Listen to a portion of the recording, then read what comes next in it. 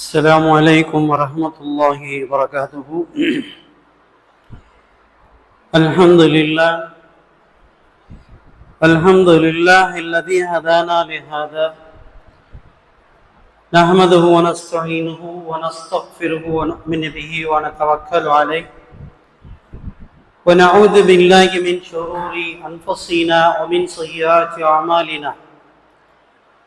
من يهد الله فلا مضل له ومن يضلل فلا هادي له. أشهد أن لا إله إلا الله وحده لا شريك له وأشهد أن سيدنا ونبينا مولانا محمدا عبده ورسوله. أما بعد، قال الله تبارك وتعالى في محكم تنزيل وفي الفرقان المجيد بعد أعوذ بالله من الشيطان الرجيم بفضل بسم الله الرحمن الرحيم. يا زكريا إنا نبشرك بغلام اسمه يحيى لم نجعل له من قبل السميا. صدق الله العلي العظيم وصدق رسول النبي الكريم ونحن على ذلك من الشاكرين والشاهدين والحمد لله رب العالمين. رب اشرح لي صدري ويسر لي أمري واحلل عقدة من لساني ويفقهوا قولي. ربي زدني علما وارزقني فهما. اللهم صل على سيدنا محمد طب القلوب دوائها وعافية الأبدان وشفائها ونور الأبصار وضيائها وعلى آله وصحبه وبارك وسلم عليه. புகழ் அனைத்தும் அல்லாஹ் ஒருவனுக்கே உரித்தாகட்டுமாக.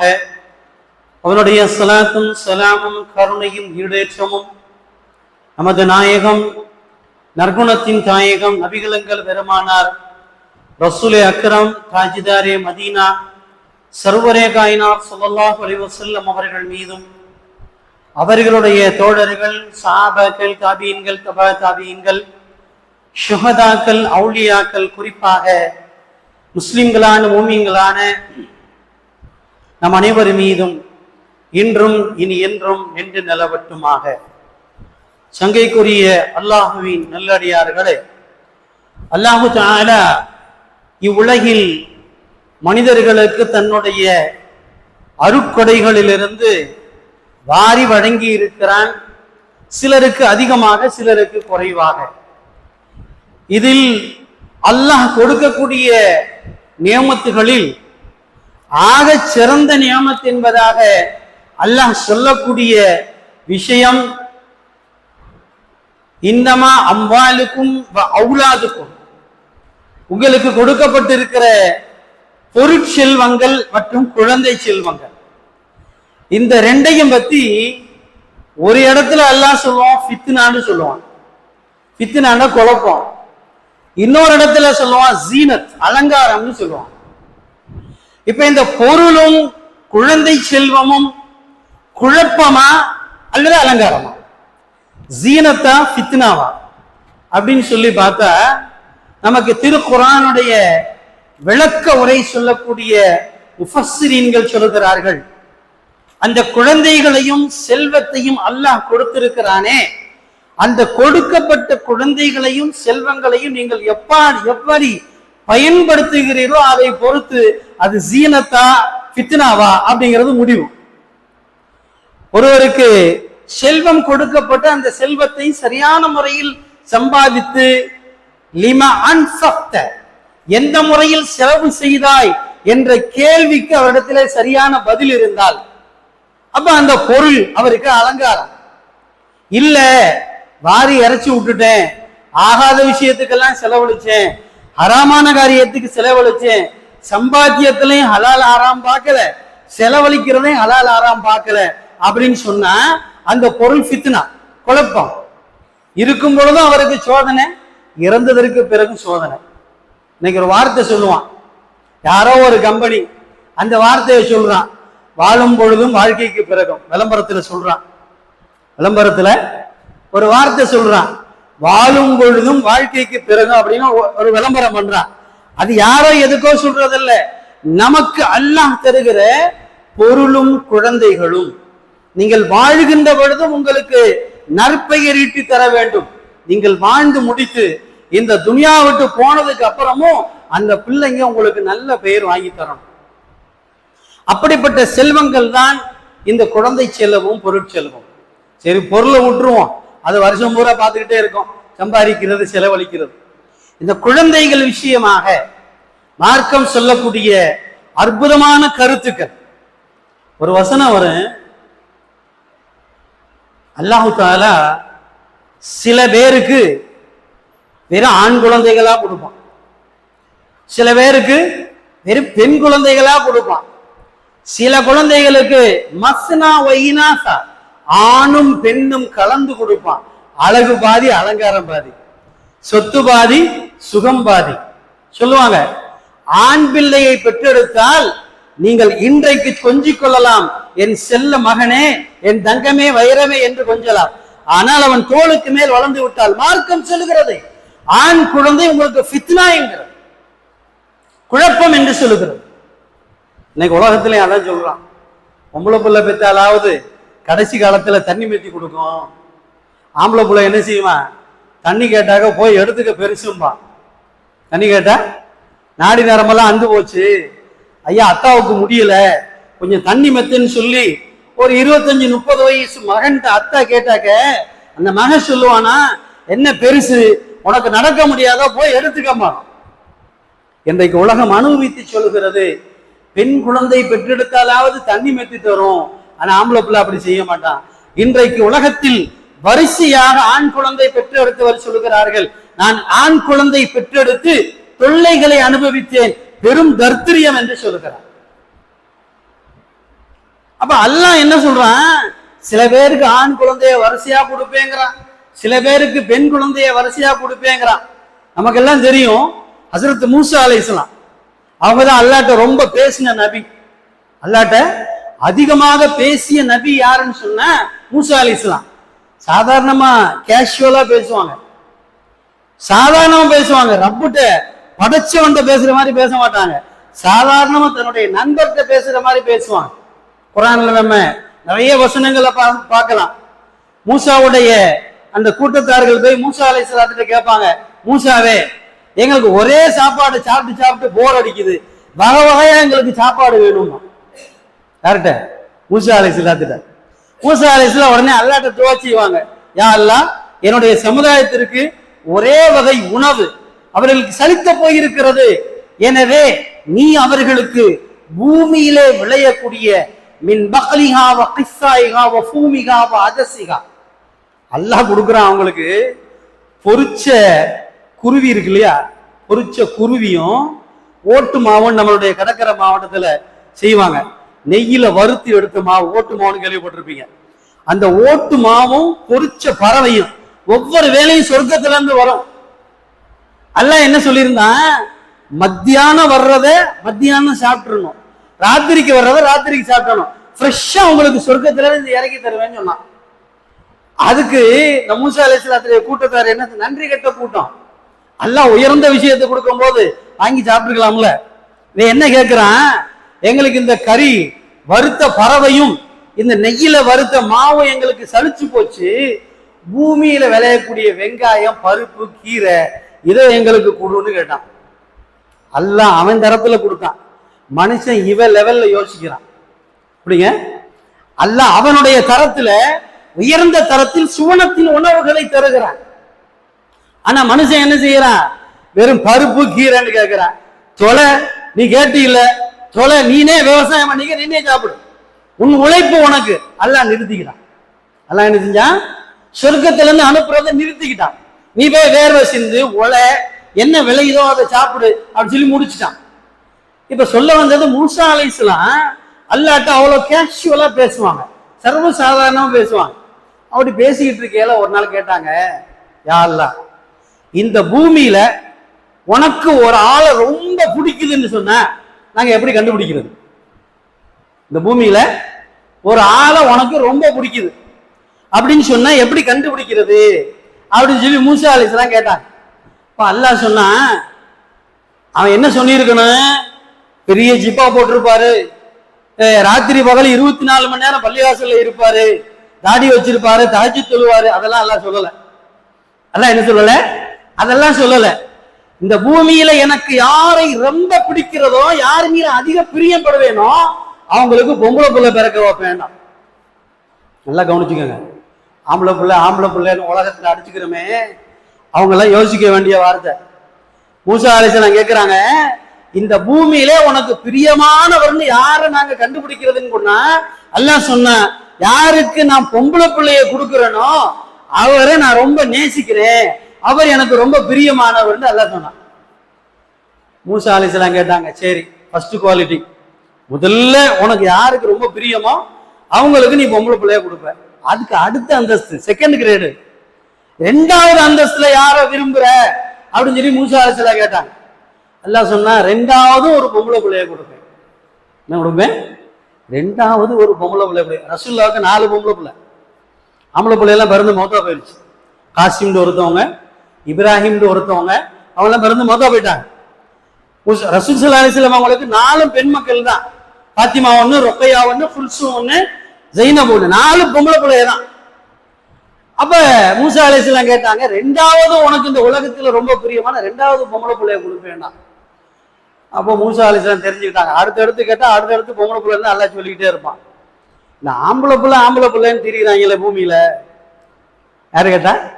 மூசா அலைஹிஸ்ஸலாம் கேட்டாங்க, ஆம்பளை பிள்ளைன்னு திரிகிறாங்களே அவங்களுக்கு என்னன்னா அல்லாஹ் அப்படின்னு சொன்னா, அல்லாஹ் சொன்னா, ஆண் பிள்ளைய கொடுப்பேன், கொடுத்துட்டு சோதனையை கொடுப்பேன்டா.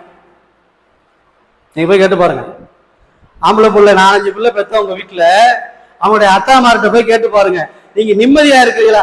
அட ஏங்க நீங்க வேற, பெத்ததுல இருந்து என்னைய போட்டு என்ன செய்யறான், பாடா படுத்துறாங்க. ஒருத்தன் காலில இருந்து இடுப்பு வரைக்கும் பிக்கிறான், ஒருத்தன் இடுப்புல இருந்து தலை வரைக்கும் பிக்கிறான். அதை கொடு இதை கொடுன்னு படுத்துறான ஒழிய எனக்கு அவன் எதையும் கொடுக்கலமா. அல்லாஹ் சொன்னா, ஆண் குழந்தையை கொடுத்து விட்டு சோதனையை கொடுப்பேங்கிறான். என்கிட்ட ஒருத்தர் வந்து சொன்னார் ஒரு 10 வருஷத்துக்கு முன்னாடி, அஜத்துங்க, ஆம்பளை பிள்ளைய பொறுத்து ஓவியமா வளர்த்தேன், ஆம்பளை பிள்ளைய பெற்று ஓவியமா வளர்த்தேன், அழகான பொண்ணு பார்த்து கல்யாணம் பண்ணி வச்சேன், பிள்ளையும் பிறந்துருச்சு. நேத்து வந்து அவன் என்னைய கேட்கிறான், என்னைய பெத்த அப்பனே உனக்கு அறிவு இல்லையான்னு கேட்கிறான். இதுக்கு தானாங்க நான் 25 வருஷம் வளர்த்தேன்.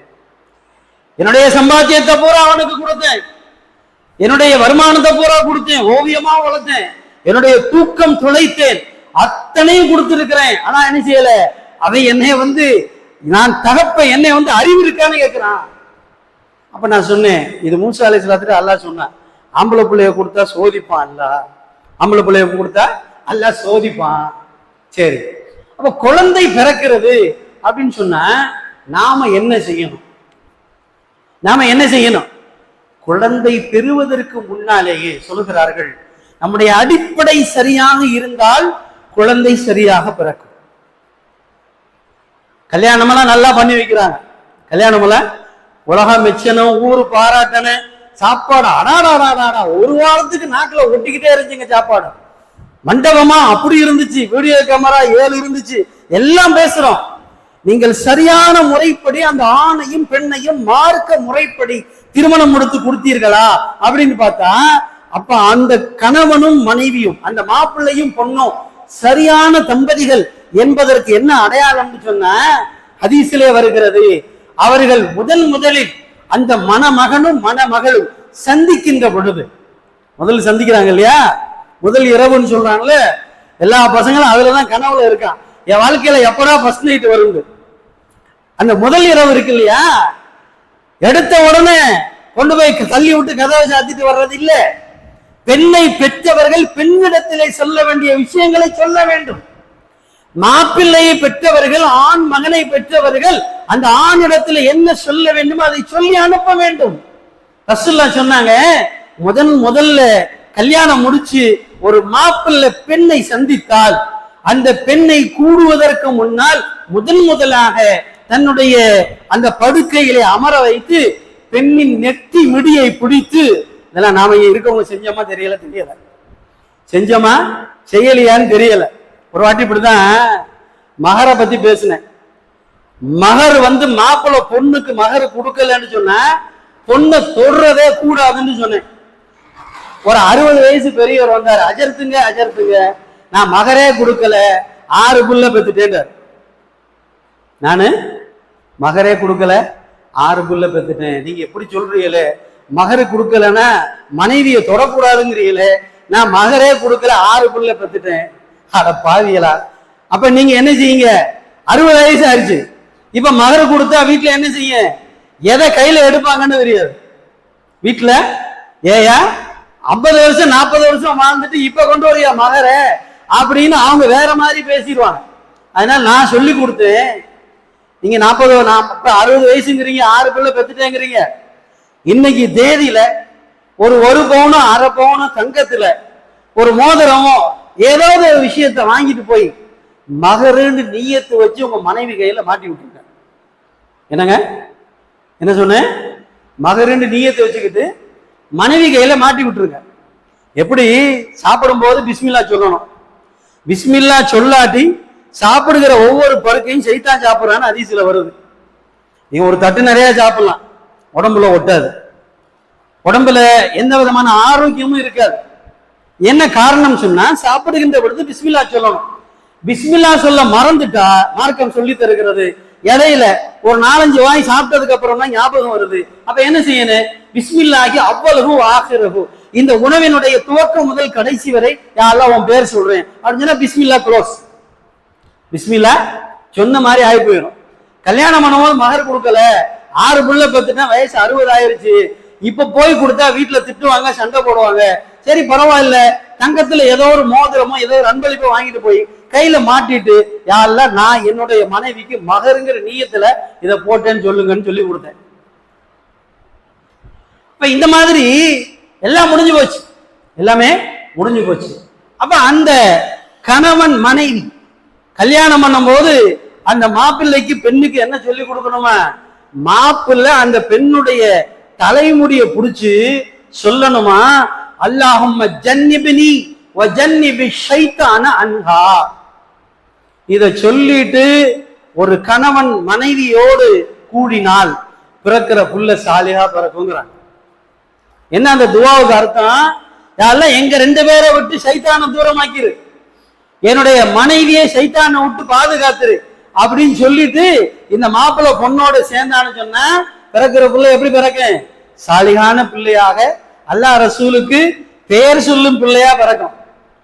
இல்ல இவன் பாட்டுக்கு 25 வருஷம் கனவு, ஃபர்ஸ்ட் நைட் எப்ப வரும், கல்யாணம் முடிச்சான் போயிட்டான் பாஞ்சிட்டான் அப்படின்னு சொன்னா பிறக்கிற பிள்ளை சாலிகா பிறக்குமா? எப்படி பிறக்கும்? சொல்ல முடியாது. துவா இல்லாம சும்மாவே சேர்ந்துட்டாங்க மாப்பிள்ளை பொண்ணு, அந்த பிள்ளை எப்படி இருக்கான்?